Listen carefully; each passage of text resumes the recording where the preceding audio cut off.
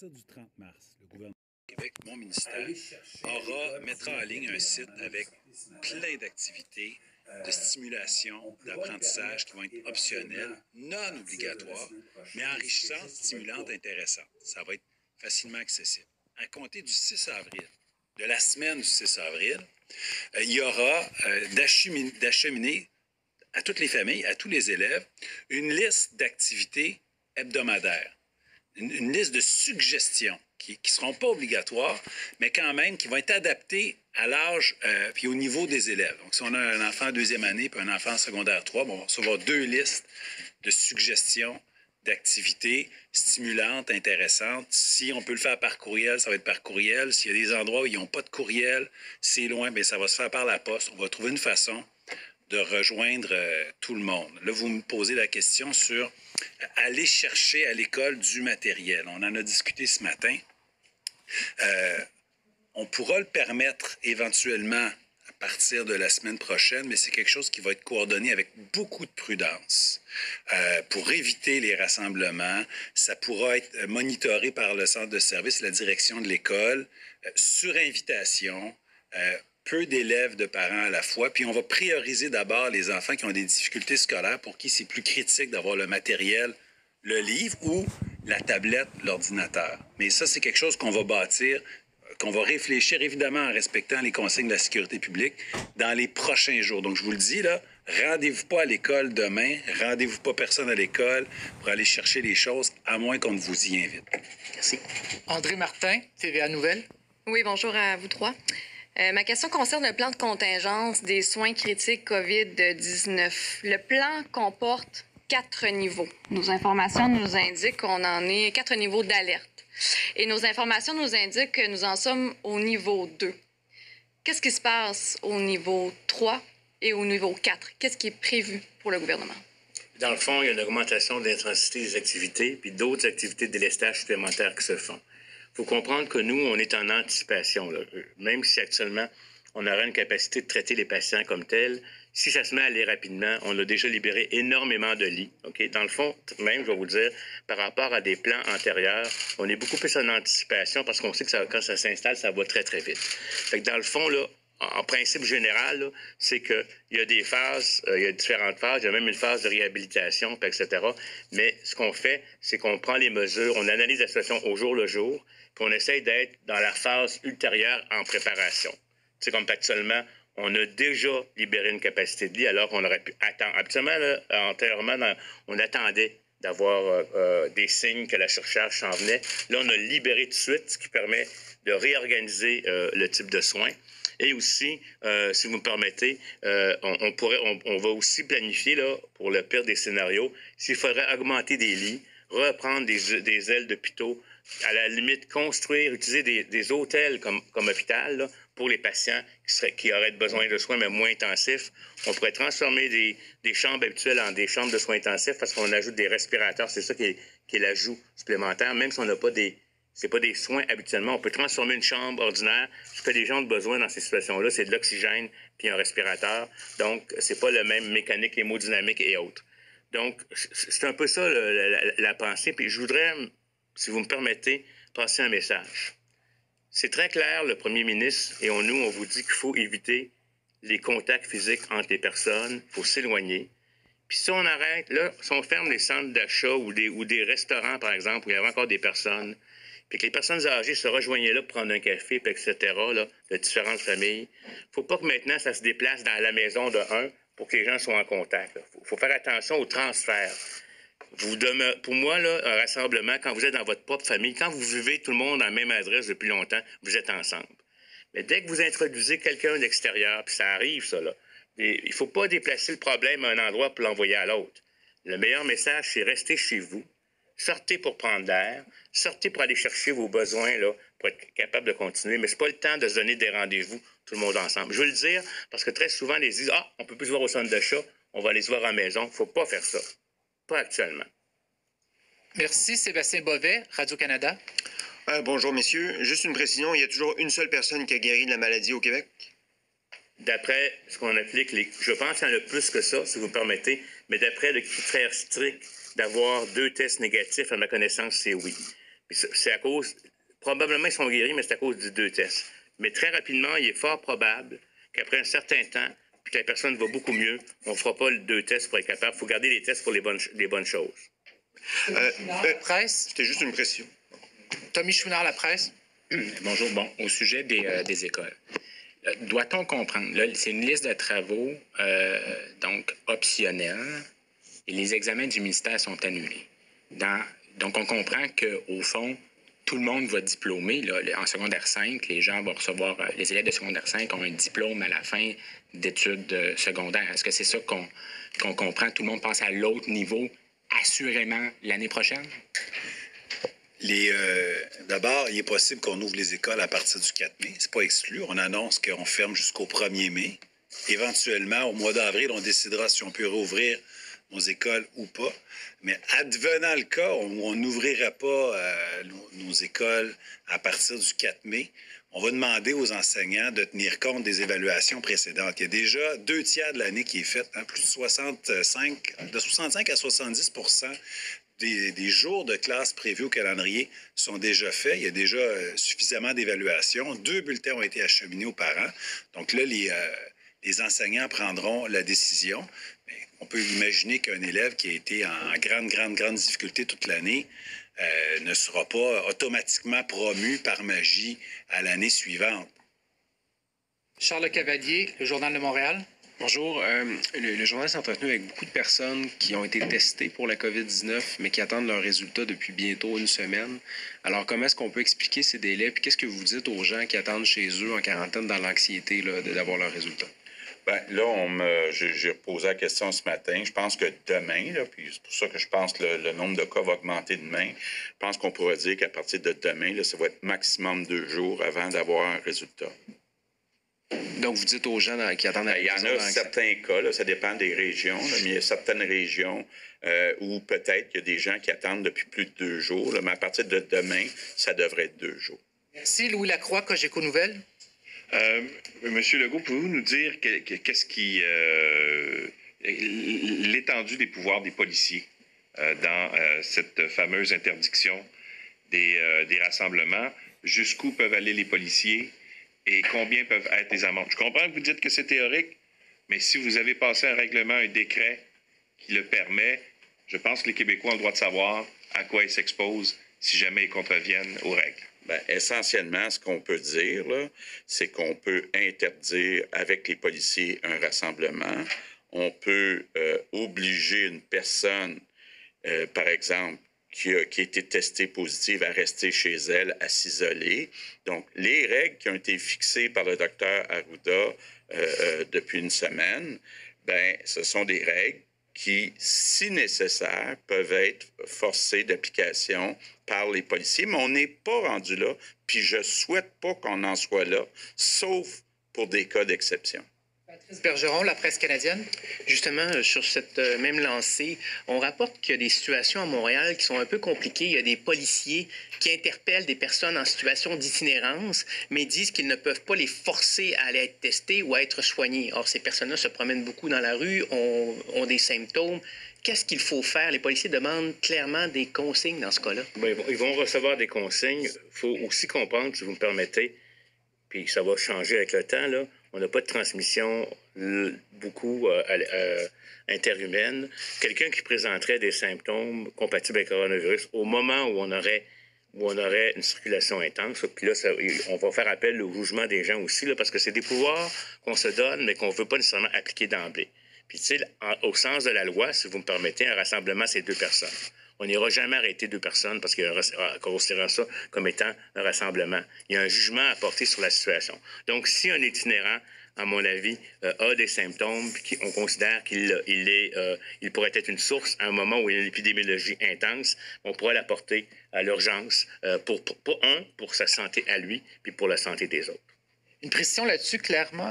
Monsieur le Premier ministre, pourquoi avoir pris la décision vendredi, mais l'avoir annoncé seulement hier soir pour le décret pour interdire les rassemblements? Non, le décret a été adopté vendredi soir. Évidemment, c'était après la rencontre journalière avec les journalistes. Donc, à la première occasion, je l'ai annoncé. Donc, je fais un point de presse par jour à 1h. Donc, samedi, hier, à 13h, j'ai annoncé le décret qui était adopté la veille au soir. André Martin, TVA Nouvelles. Oui, ben oui. André Martin, avez-vous une question? Oui, j'aimerais avoir des précisions. Il y a plusieurs personnes qui se posent des questions sur jusqu'où vous pourriez élargir les tests de dépistage. Par exemple, les proches des gens qui travaillent dans le réseau de la santé, les conjoints, des conjointes, des infirmiers, des infirmières. Il y a des gens qui nous appellent, qui sont inquiets et qui veulent passer les tests et pour qui il y a un grand délai. On parle parfois d'un délai d'1 semaine alors qu'on présente des symptômes. On a des témoignages précis là-dessus. Est-ce que vous envisagez élargir la possibilité? C'est clair qu'on prévoit l'élargir. Puis si vous me permettez, il faut aussi comprendre une chose. Il y a des gens qui n'ont pas de symptômes ou qui veulent se faire tester aussi. Je veux juste le clarifier. Quand vous n'avez pas de symptômes, si on vous teste et vous êtes négatif, c'est une fausse sécurité. Ça prend des symptômes pour avoir une détection. Maintenant, on y va par ce qu'on appelle où est le risque le plus important. Puis je peux comprendre, si par exemple, on va élargir. Actuellement, un travailleur de la santé qui a des symptômes, même s'il n'a pas voyagé, il va être fait. À mesure qu'on va évoluer dans l'éclosion ou l'épidémie au Québec, les critères vont changer pour que le test soit fait là où il y a le plus d'impact. Il y a eu des backlogs au début. Je peux vous donner un exemple. Il y a eu des personnes qui ont été testées, mais qui ne répondaient pas du tout aux critères, pour toutes sortes de raisons. Le médecin l'avait fait, etc. Ces tests-là ils ont été placés en arrière de la liste, ne sont pas à haute priorité. Parce qu'il faut faire les tests, premièrement, il faut comprendre qu'à chaque fois qu'il y a un cas, puis qu'il y a un cas dans la famille, ou les gens qui sont en contact étroit, au travail, dans la famille, les enquêtes, là, si on a des symptômes, on les met en isolation, ces personnes-là, OK, pendant 14 jours, par rapport aux derniers contacts. S'ils développent des symptômes, ils sont testés tout de suite. Fait que je ne sais pas si vous comprenez. On va là où mais là, vous me dites qu'il y a des gens qui sont des travailleurs de la santé, qui n'ont pas été en contact avec personne, puis etc., puis qui ont des symptômes. Conjoints. Oui, mais c'est des catégories qu'on est en train de regarder pour les mettre en place. Oui, je voulais m'assurer d'être précise. On va les mettre en place, OK? Ouais. On va les mettre en place, ces éléments-là. On ne veut pas qu'on infecte un travailleur de la santé, etc. Ça va se faire. Ça va s'élargir. Sébastien Boisvert, Radio-Canada. Parlant d'élargir, est-ce que vous pourriez élargir l'accès aux centres de la petite enfance ou aux garderies pour d'autres travailleurs qui sont essentiels dans la chaîne d'approvisionnement actuellement, c'est-à-dire des gens qui travaillent en épicerie, des camionneurs, qui, eux, doivent continuer à travailler, pas le choix d'être à la maison, là, doivent continuer à travailler, est-ce qu'ils pourraient avoir accès aux services de garde? On pourrait le faire. On s'est posé la question, mais pour l'instant, on n'a pas l'intention de le faire. Pourquoi? Parce qu'on pense que c'est important aussi que les personnes qui ont des enfants puissent continuer de travailler. Et on veut vraiment réserver ce service-là, pour l'instant, au personnel de la santé. Tommy Chouinard, La Presse. Bonjour, je reviens sur les tests. Et je reviens d'ailleurs sur un élément que j'ai abordé hier. Combien de Québécois, on dit qu'il y a des milliers de Québécois qui se font dire avec la ligne, là, en appelant, vous devez passer un test, vous devez en passer un. Ces personnes-là souhaitent avoir un test, mais attendent depuis des jours pour subir le test.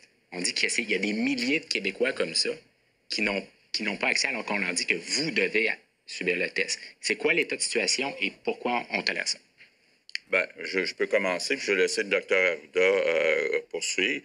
J'ai posé la question ce matin. On me dit que c'est vraiment des exceptions.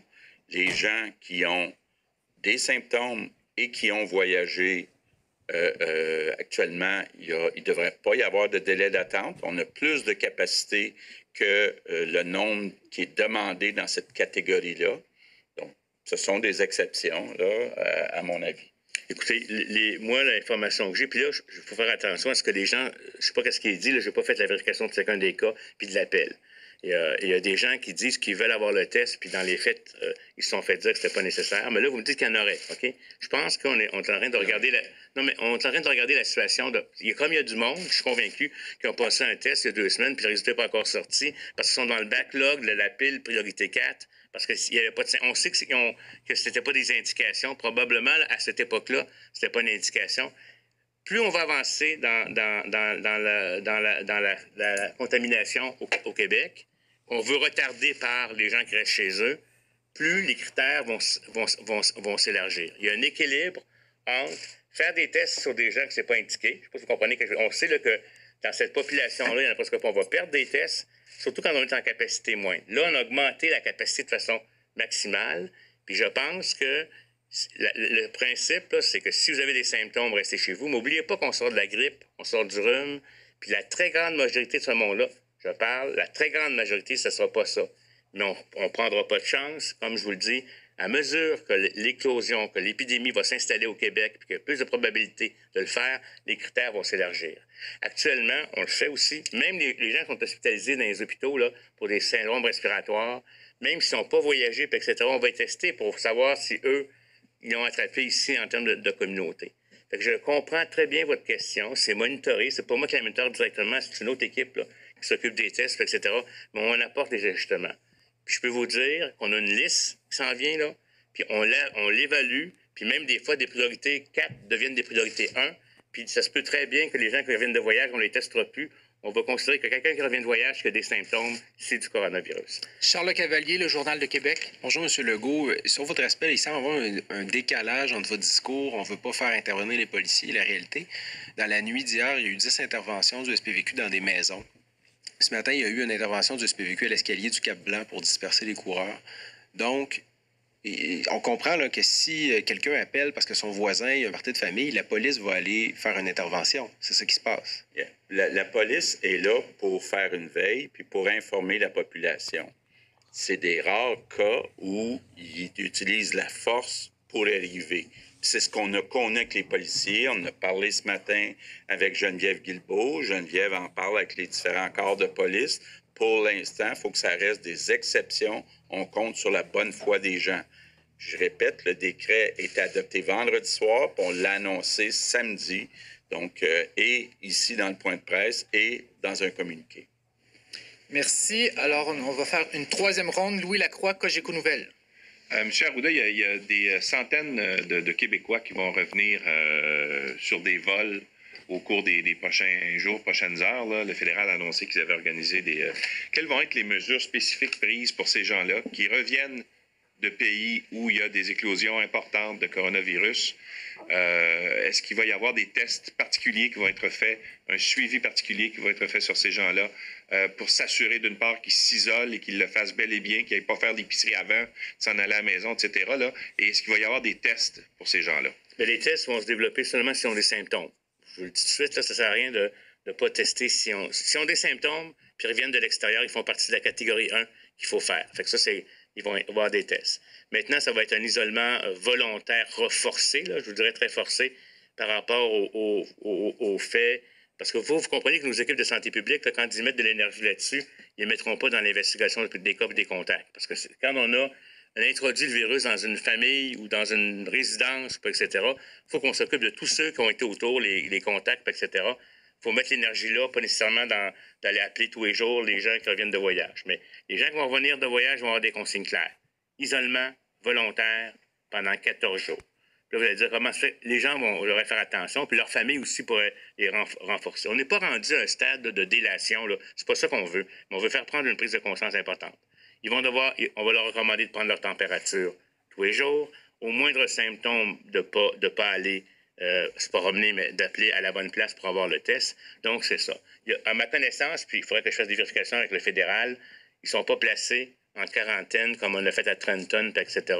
C'est ce que j'ai comme information, mais je vais vous dire, je n'ai pas eu de contact, moi, personnellement, avec le fédéral au cours des dernières 24 heures. Mais c'est clair, de toute façon, ça, c'est sûr qu'on va savoir qu'ils vont arriver. Là. Il faut avoir l'attitude. Il faut que tout le monde comprenne. Là. Tu reviens de voyage, tu peux filer bien en forme, mais tu as été dans un pays à l'extérieur, tu as peut-être été en contact sans le virus. Ce que vous avez à faire, c'est de rester isolé pendant 14 jours à la maison avec votre famille. Surtout si les gens ont voyagé avec vous. S'ils n'ont pas voyagé avec vous, même au sein de votre famille, vous prenez une distance. Puis au moindre symptôme, vous téléphonez. C'est pas le temps d'aller contaminer les autres. Patrice Bergeron?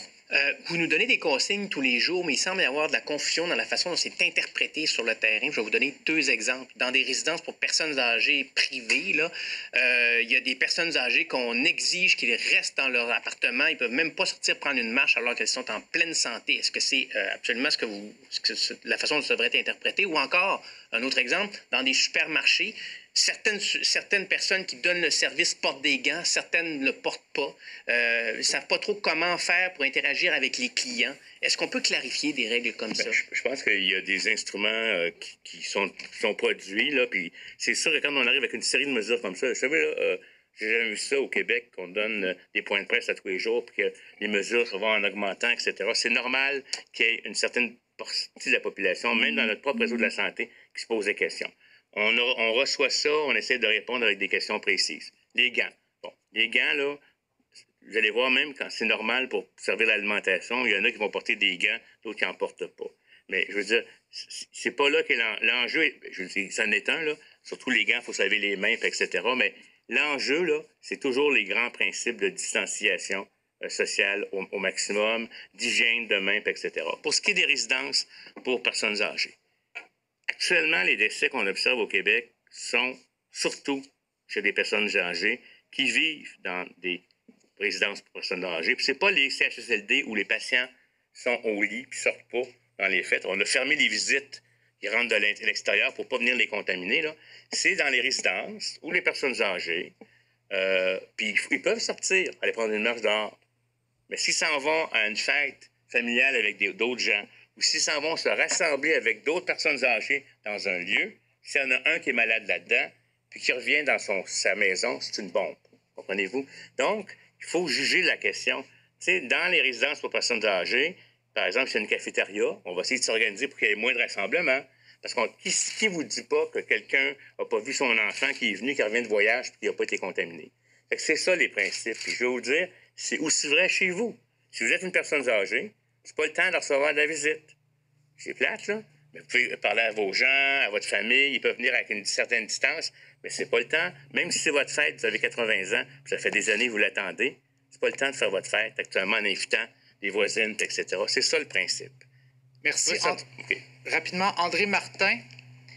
Bien, je ferais peut-être encore un petit peu de chemin là-dessus, M. Arruda, parce que, de toute évidence, l'anxiété ou en tout cas le stress et les questionnements augmentent dans les résidences pour personnes âgées. On sent que parfois que c'est 2 poids, 2 mesures. Est-ce que vous pourriez éventuellement demander à ce qu'il y ait des agents de sécurité? Parce que là, vous fermez les centres commerciaux, là, mais pour vrai, dans certains centres pour personnes âgées, là, on joue encore à pétanque intérieure, on joue aux poches et on se dit que c'est pas grave. Alors, ça crée des frustrations et des craintes pour ceux qui respectent ce que vous demandez aux gens. Allez-vous hausser d'un cran? Pourriez-vous demander de la sécurité partout? Bien, on pourrait, mais la sécurité, ça dépend de ce qu'on va en faire, mais on va être sûr qu'on informe adéquatement les différents milieux des consignes, OK? Parce que là, c'est sûr que les oreilles de certains étaient comme plus fermées. Là, comme il commence à y avoir des morts dans les centres, les gens réalisent que ça peut être un problème. Vous avez raison. Je pense qu'une direction, Mme Blais et la sous-ministre adjointe de cette direction-là va être en mesure d'évaluer la situation puis de donner des consignes. Il y a encore des comportements qui sont à corriger. On va s'assurer pour le faire comme tel, donner ces consignes-là adéquatement aux personnes âgées. Et aussi, l'autre élément que je tiens à vous dire, quand on installe ce genre de mesures, il y a des effets psychologiques, il y a des effets sociaux qui sont majeurs. Donc, on va demander aussi à nos équipes d'intervention psychosociale de supporter les gens pour qu'ils comprennent. Parce que, vous savez, quand vous êtes vieux, vous êtes tout seul, vous êtes enfermé quelque part, vous ne comprenez pas, il y a peut-être un cas de coronavirus dans l'autre chambre à côté, vous avez peur, là. Il faut falloir aussi qu'on prenne soin des gens en lien avec leur santé physique, pas qu'ils attrapent la maladie, c'est une priorité, mais aussi en lien avec leur santé mentale. Et les équipes psychosociales vont développer des instrumentations sans nécessairement rentrer dans la bâtisse, mais pour être capable de rassurer les gens. Et je demande aux familles aussi de collaborer, parce que c'est pas une chose qui est facile. Ma mère est décédée, mes 2 parents sont décédés, mais je peux comprendre très bien que j'aurais été mal à l'aise. Mais c'est une question de vie ou de mort. Merci, Sébastien Bovet. Peut-être juste, je veux ajouter mon poids à ce que le docteur Arruda vient de dire sur les résidences de personnes âgées. Là. Puis je ne parle pas seulement des CHSLD. C'est pas idéal du tout qu'il y en ait qui continuent à jouer de façon là, à moins d'1 ou 2 mètres de d'autres personnes. Je comprends aussi que certaines résidences sont inquiètes puis veulent, dans certains cas, même pas laisser les personnes aller prendre une marche seule parce qu'ils se disent, tout à coup, il rencontre quelqu'un, il attrape le virus, puis là, il amène ça dans la résidence, ça serait comme une bombe. Donc, moi, je peux comprendre qu'il y en a qui vont plus loin que nos consignes. Est-ce que nous, même, on voudra dans les prochains jours encore être plus dur sur certaines consignes? Peut-être. Mais j'invite, entre autres, toutes les résidences de personnes âgées à respecter la règle du 1 ou 2 mètres, que ce soit à l'intérieur ou que ce soit à l'extérieur. Puis là, la question se pose, effectivement, on est en train de se la poser. Est-ce qu'on devrait continuer de permettre aux personnes âgées, de centres de personnes âgées, de sortir au risque d'être contaminées puis de ramener ça dans la résidence? C'est une question qui est tout à fait légitime. Puis je peux comprendre que certaines résidences disent on ne laisse plus sortir personne. Dernière question en français, Sébastien Bovet, Radio-Canada. Quelle est la logique derrière le fait de garder, de fermer des commerces jugés non essentiels dans des centres commerciaux et de garder les succursales de la SAQ ouvertes? Oui, on s'est effectivement posé la question. Je voudrais pas qu'il y ait une ruée vers tous les endroits où on vend de la boisson, incluant les épiceries. Je voudrais pas qu'il y ait de chaos. Si on ferme, on commence à fermer. C'est possible qu'on ferme pour un certain temps. Donc, on a évalué, encore une fois, la balance d'inconvénients, puis on pense que c'est préférable de laisser les SAQ ouvertes. Essentiel? Non, c'est pas ce que je dis. Je dis juste que on pense qu'il y aurait plus d'inconvénients à fermer les succursales de la SAQ. Merci. Alors, les questions en anglais maintenant avec Julia Page. Peut-être, maybe, oui. because I just... Parce que j'ai oublié de dire quelques mots en anglais, alors je vais faire ça tout de suite.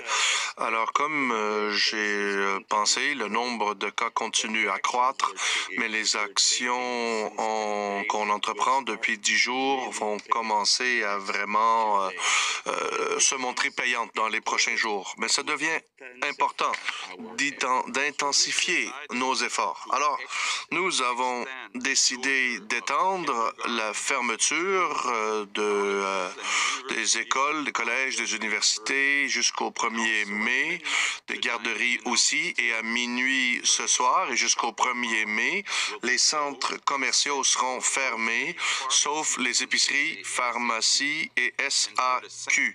Et pour la même période, les salles à manger dans les restaurants, les coiffeurs, les salons de beauté seront aussi fermés. Et je vais demander à tout le monde, encore une fois, de respecter les instructions de la santé publique et aider nos aînés à demeurer à la maison.